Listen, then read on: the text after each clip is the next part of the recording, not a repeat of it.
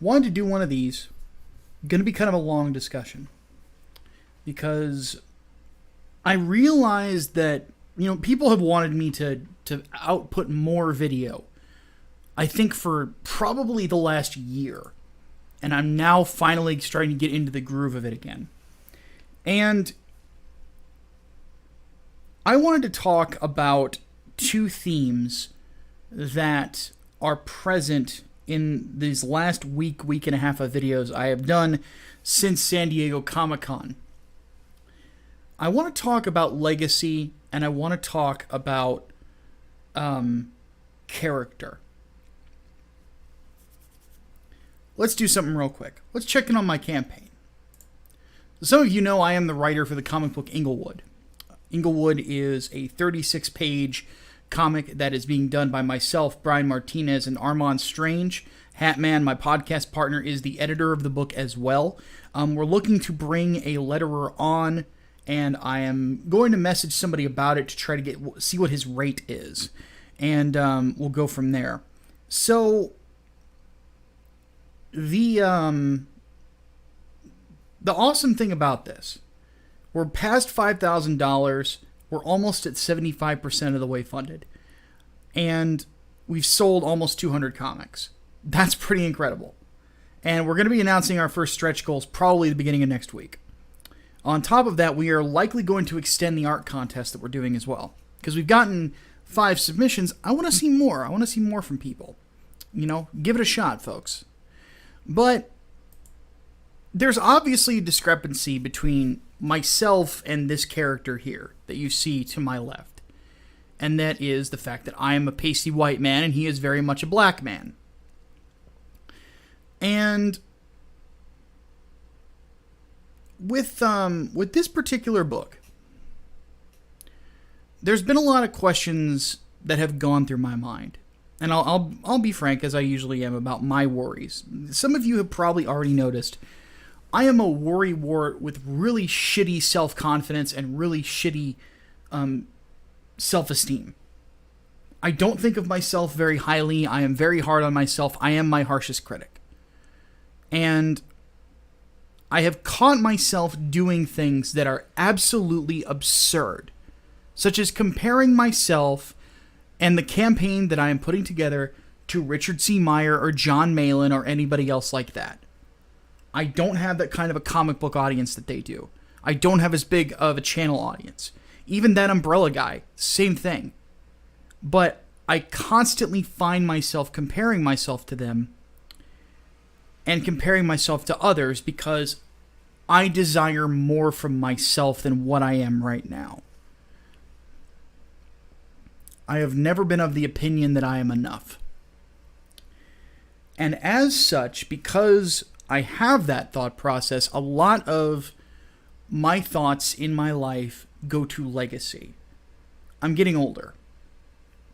I'm outside of my prime now. Your prime as a man is up until the point you're 32 years of age. I'm 33. I'm out of it. My beard's starting to go gray. My hair will probably go gray soon. As you can see, it's a pretty dark, very dark brown, but it's starting to lighten in color. I'm losing my hair. It's part of life. And when these obvious signs of aging start to hit you and that feeling of invincibility of your youth goes away, you start to wonder about what's coming next or how you're going to be remembered when you croak. I mentioned a little bit in my last video, and I want to be a man who defeats his demons. I want to be a man who sets a good example for people. It's like I said at the end of that last video, is I want to be the man that when people see my grave, they're sad that a good man is not on the world anymore. And I don't know if I'm going to accomplish that, It's always interesting. I'm a religious man, if my tattooing wasn't obvious. And I would always get asked by certain people do you think you're going to heaven? And I said, I don't know. But this is the sort of thing you think about as you get older. And you think about how you want to be remembered.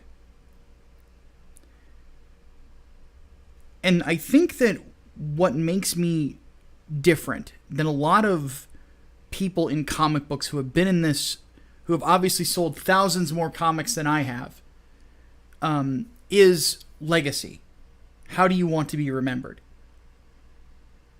And maybe this is just me, but I am so laser focused on wanting to be remembered for good comic books and being positive towards people that I cannot abide the consistent negativity that exists within comic books and the inability of these people to recognize character. Because that's another thing that I would like to be remembered for, is for not to be somebody who wrote black people or white people or, you know, purple people. I don't freaking know. I want to be remembered as the guy who writes good characters. And this is what I've always found weird, is that there is a sect of people out there that believe beyond a, that all the way to their bones, damn it, that character is secondary to traits. And by traits, I mean sex, sexuality, race, body type. Those 4 things specifically. Not enough fat people, not enough gay people, not enough black people, or Asian people, or, well, no, they hate Asians, or Latino people, etc. Not enough, I think I said fat people already. And I think to myself, did we forget the element of civil life that was put so eloquently by Dr. Martin Luther King Jr., where he said, his dream is for people not to be judged by the color of their skin, but by the content of their character. I mean, the fact that they're trying to posthumously Me Too him says a lot to me. They want to erase his legacy, and that's part of it. Because these partisans that exist out there, like your Jerry Conways, like your Jason Aarons, like your Mark Wades, like your Kwanzers, and so on and so forth. These partisan hacks who are cosplaying as comic book writers would rather their legacy be those divisive elements and representation and sticking it to you as the audience than actually telling good stories with good characters. And here's the funny thing about it, is that several of them have already done that, and they are willing to throw that away. And we have seen what happens when they do. With Mark Waid, you compare his run on The Flash to his run on Champions, or his run on Justice League to his run on Champions. With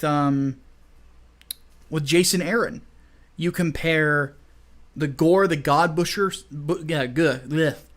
Gore the God Butcher saga and the Unworthy Thor or Original Sin to Jane Foster Thor, and you look and you compare the two and you go, this is incredible, to the Gore the God Butcher thing or the Unworthy Thor book, and then with Jane, you go, what the fuck is this? And I reviewed some of the comics that he had Jane in that. He doesn't even understand Jane Foster as a character. Jane was always this, her character, mind you, that's going to come up a lot today, was of a kind, caring woman. Nurse, then became doctor to help people. That type of person is not the type of person who is going to be punching people in the face, ranting about feminism being a 4-letter word. That's not Jane Foster. That is Body Snatcher Jane Foster. That is Bizarro Jane Foster. That is Fane Joster. It's the exact opposite of how she's acted throughout the character's entire history. But Aaron tossed character out to have a female Thor. By the way, one thing to mention. What is the strongest Thor run in the last 20 years? J. Michael Straczynski's. People like to claim that Thor as female Thor was outselling comics that male Thor was in. No, they weren't. You compare J. Michael Straczynski's run to Jason Aaron's, Aaron sold less. But anyway, that's the sacrifice he wants to make.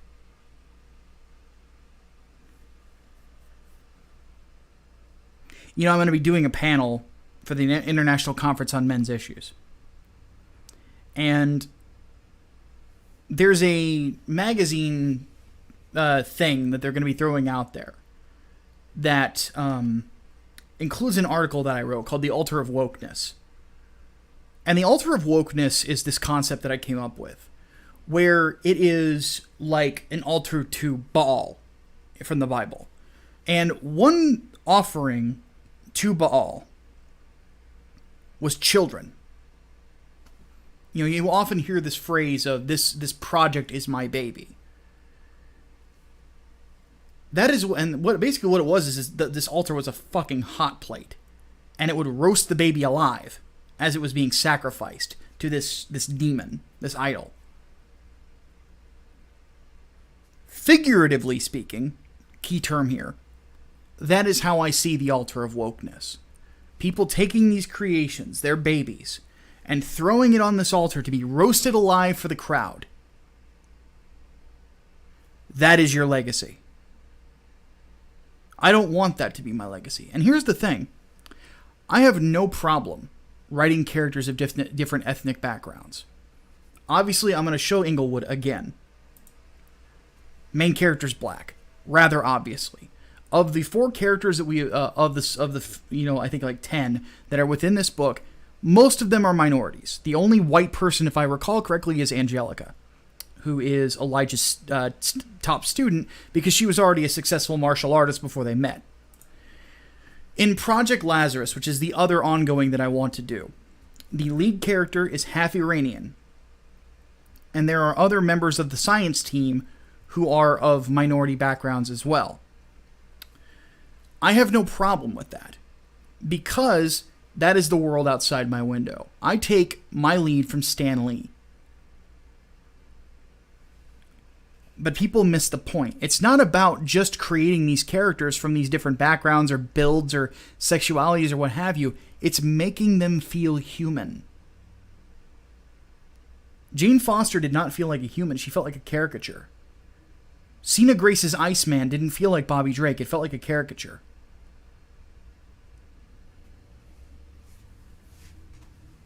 It's because they spent all their time focusing on traits and not on the things that make us human. And this is the problem that we are facing within entertainment. And this is my problem with the social justice warriors out there completely, is that they are willing and more than likely to completely abort the idea of actual character in favor of partisan party politics.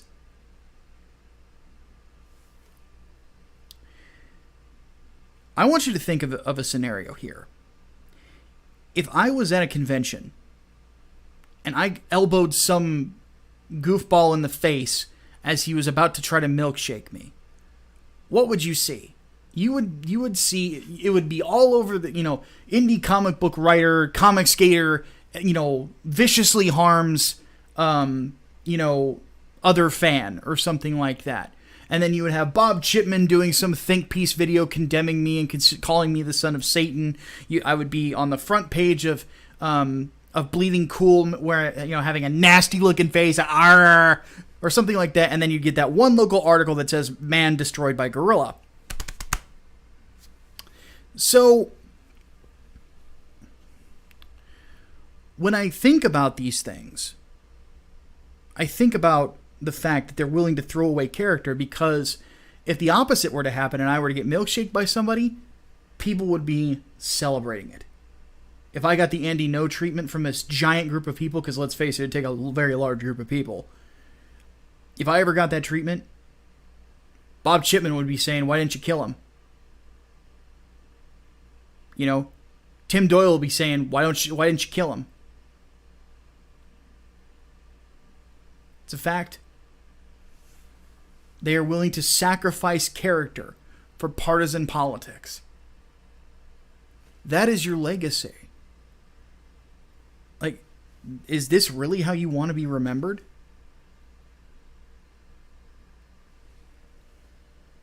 Because the instant you go the wrong way, even on the littlest thing, these civilized people, they will eat you.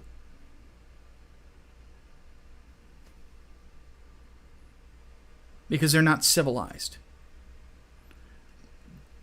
They're wolves in sheep's clothing.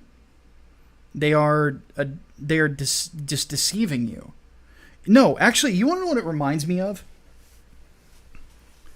I think the character's name is Racket in The Last Battle by C.S. Lewis, who wears the skin of a lion at the behest of someone else to deceive people into following a demon that ultimately brings about the end of the world. I don't think that it's that apocalyptic, but I definitely think that there's something sinister to this, in the sense that these folks truly believe that they need to remake the world in their image, and they will pretend to be the good guys as long as they can, and they'll ruin their legacies while doing it, because the idea that people will not see through your lion skin outfit is ridiculous. Not in this day and age, man. It ain't gonna fucking happen. Me, I just want you to buy a copy of Englewood. And then if you like it, I want you to buy the next issue. And try out this other comic I got going on. This graphic novel I'm putting together. Then after that, I want you to try out Project Lazarus when it comes out. And tell me if you like it. And if you don't like it, let me know why you didn't like it. What I can do to improve. Tell me what I have to do. And this is to the audience right now. Tell me what I have to do to sell you a comic. Tell me. And I'll listen. Because I want my legacy to be one where I tried to make people happy and entertain them. Because like I said before, I take my cues from Stan Lee. It's one of my childhood heroes. I'm going to share a memory with you guys. Just to kind of close this out. I've mentioned the Marvel Action Hour before. And you know what my favorite thing was before every episode? I'm sitting there, my dad's washing dishes in the kitchen and, doing stuff around the house. My mom's sleeping in and all this other stuff. I'm sitting there, my big butt in front of the TV. And the first thing I would see in the morning was Stan Lee. And it was his excitement before every episode and the story that was going to be told that made me want to watch it.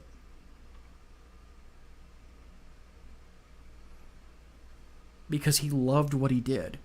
And he loved the fans. He loved the true believers. And that's what I want my legacy to be. Is to be the man who loved the true believers. I want to tell the stories that make people feel like they can soar on clouds, man. And tell the stories that scare the bejesus out of you, too. Because I want to entertain people, man. It is the most wonderful thing in the world. I can't convince people to change their legacy and to try to turn themselves around. But I do have control of my own. So I'm just going to choose to be better. For you. My name is Micah Curtis, the Prince of the Pugilistic Polemic, your favorite vanilla gorilla. I'll see you next time.